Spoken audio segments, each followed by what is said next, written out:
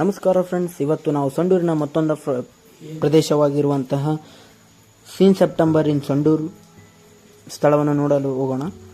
ಈ ಸ್ಥಳವು ಸಂಡೂರಿನಿಂದ ಸುಮಾರು 2-3 ಕಿಲೋಮೀಟರ್ ದೂರದಲ್ಲಿರುತ್ತೆ.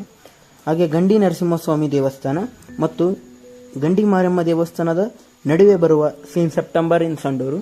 ಈ ಪ್ರದೇಶಕ್ಕೆ ಸೀನ್ ಸೆಪ್ಟೆಂಬರ್ ಸಂಡೂರು ಎಂಬ ಕತೆ ಹೇಗೆ ಬಂತು ಮತ್ತು ಆ ಹೆಸರು ಬರಲು ಕಾರಣವೇನೆಂದು ಈ ಮುಂದಿನ ತಿಳಿಸ್ತಾ ಹೋಗ್ತೀನಿ.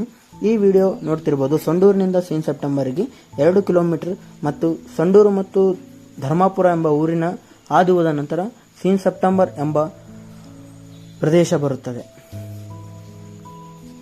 ಸಂಡೂರಿನ ಪ್ರಸಿದ್ಧ ಪ್ರವಾಸಿ ತಾಣಗಳಲ್ಲಿ ಒಂದಾದ ಸೀನ್ ಸೆಪ್ಟೆಂಬರ್ ಇನ್ ಸಂಡೂರು ವ್ಯೂ ಪಾಯಿಂಟ್ ತುಂಬಾ ಸುಂದರವಾಗಿದೆ.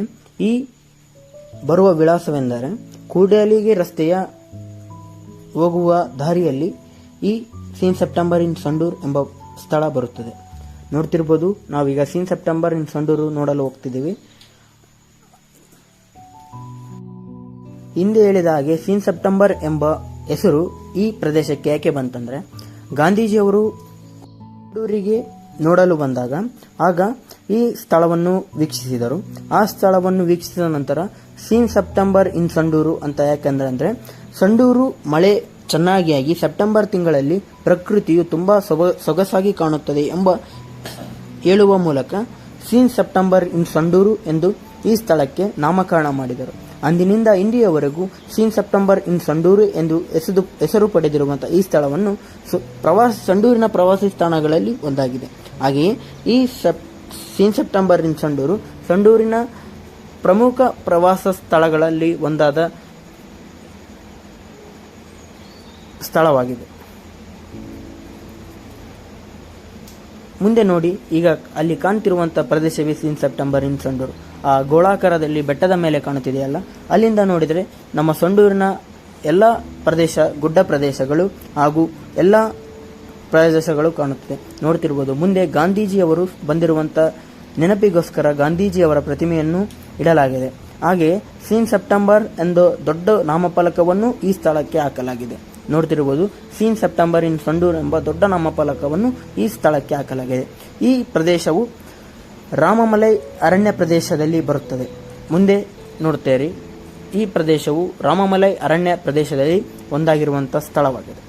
ಇದು 6993.12 ಹೆಕ್ಟರ್ ಅಷ್ಟು ವಿಸ್ತೀರ್ಣದಲ್ಲಿರುವಂತಹ ರಾಮಮಲೈ ಅರಣ್ಯ ಪ್ರದೇಶಕ್ಕೆ ಹೊಂದಿರುವಂತಹ ಈ ಸೀನ್ ಸೆಪ್ಟೆಂಬರ್ ಇನ್ ಸಂಡೂರನ್ನು ನೋಡಲು ತುಂಬಾ ಸುಂದರವಾಗಿದೆ.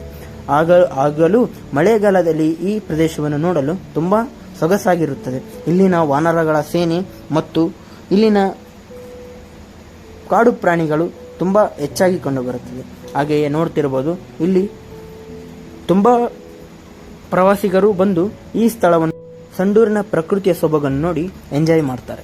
ಹಾಗೆಯೇ ನೀವು ಕೂಡ ನಮ್ಮ ಸಂಡೂರಿನ ಸೀನ್ ಸೆಪ್ಟೆಂಬರ್ ಸಂಡೂರು ಎಂಬ ಪ್ರದೇಶವನ್ನು ಬಂದಾಗ ಯಾವುದೇ ಕಾರಣಕ್ಕೂ ಮಿಸ್ ಮಾಡದೆ ಈ ಸ್ಥಳವನ್ನು, ತುಂಬಾ ನಿಯರೆಸ್ಟ್ ಆಗಿರುವಂತಹ ಪ್ರದೇಶವಾಗಿರುವುದರಿಂದ ನೀವು ಕೂಡ ಈ ಸ್ಥಳವನ್ನು ವೀಕ್ಷಿಸಿ. ಹಾಗೆಯೇ ನಮ್ಮ ಇಂತಹ ವಿಡಿಯೋಗಳನ್ನು ನಮ್ಮ ಮಲ್ಲಿಕಾರ್ಜುನ್ ಮಾಳ್ಗಿ ಎಂಬ ಯೂಟ್ಯೂಬ್ ಚಾನೆಲ್ನಲ್ಲಿ ಅಪ್ಲೋಡ್ ಮಾಡ್ತಿರ್ತೀವಿ. ದಯವಿಟ್ಟು ಈ ವಿಡಿಯೋಗೆ ಲೈಕ್ ಕೊಡಿ ಮತ್ತು ಸಬ್ಸ್ಕ್ರೈಬ್ ಮಾಡಿ, ಶೇರ್ ಮಾಡಿ. ನಿಮ್ಮ ಒಂದು ಲೈಕ್ ಮತ್ತು ಶೇರ್ ನಮಗೆ ಮೋಟಿವೇಶನ್ ಆಗಿರುತ್ತೆ ಈ ವಿಡಿಯೋವನ್ನು ಮಾಡಲು.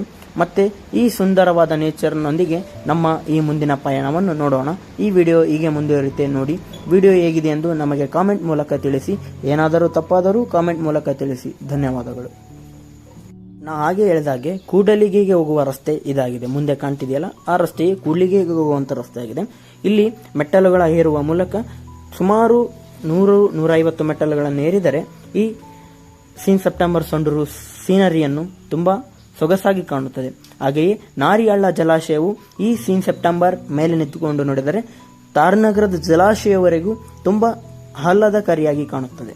ಹಾಗೆಯೇ ಸುತ್ತಮುತ್ತಲಿನ ಬೆಟ್ಟ ಪರಿಸರ ಹಾಗೂ ಸುಂದರ ಪ್ರಕೃತಿಯ ಸೊಬಗು ಹಾಗೂ ಪ್ರಕೃತಿ ತಾಯಿಯು ತನ್ನ ಹಸಿರು ಸೀರೆಯನ್ನು ಹೊದ್ದು ಮಲಗಿರುವಂತಹ ಸುಂದರ ದೃಶ್ಯಗಳನ್ನು ಈ ನಮ್ಮ ಸೀನ್ ಸೆಪ್ಟೆಂಬರ್ ಸಂಡೂರು ಎಂಬ ಪ್ರದೇಶದಿಂದ ತುಂಬಾ ಸೊಗಸಾಗಿ ಕಾಣಬಹುದಾಗಿದೆ. ನೋಡಿ, ಈ ಪ್ರಕೃತಿಯ ಸೊಬಗು ಎಷ್ಟರ ಮಟ್ಟಿಗೆ ಸೊಗಸಾಗಿರುತ್ತದೆ. ಹಾಗೆಯೇ ನೋಡ್ತಿರ್ಬೋದು, ಅಲ್ಲಿ ಹೋಗ್ತಿರುವಂತಹ ಹಳ್ಳವೇ ನಾರಿ ಜಲಾಶಯ. ಈ ಜಲಾಶಯವು ಮುಂದೆ ಹೋಗಿ ತಾರನಗರ ಎಂಬ ಜಲಾಶಯಕ್ಕೆ ಸೇರಿಕೊಳ್ಳುತ್ತದೆ. ಈ ಪ್ರದೇಶವು ಎಲ್ಲ ಎಷ್ಟು ಸುಂದರವಾಗಿದೆ. ಈ ದೇವಸ್ಥಾನ ಗಂಡಿ ಲಕ್ಷ್ಮೀ ನರಸಿಂಹಸ್ವಾಮಿ ದೇವಸ್ಥಾನವಾಗಿದೆ. ಈ ದೇವಸ್ಥಾನ ತುಂಬಾ ಪುರಾತನ ಹಾಗೂ ಧಾರ್ಮಿಕ ದೇವಸ್ಥಾನಗಳಲ್ಲಿ ಒಂದಾಗಿರುವಂತಹ ಈ ದೇವಸ್ಥಾನ ತುಂಬಾ ಸೊಗಸಾಗಿದೆ. ನೋಡಿ, ಈ ದೇವಸ್ಥಾನಕ್ಕೂ ಬಂದಾಗ ತಪ್ಪದೆ ಭೇಟಿ ನೀಡಿ.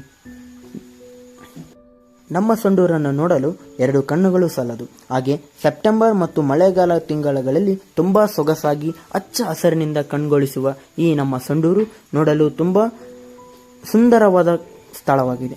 ಹಾಗೆಯೇ ನಮ್ಮ ಸಂಡೂರಿನಲ್ಲಿ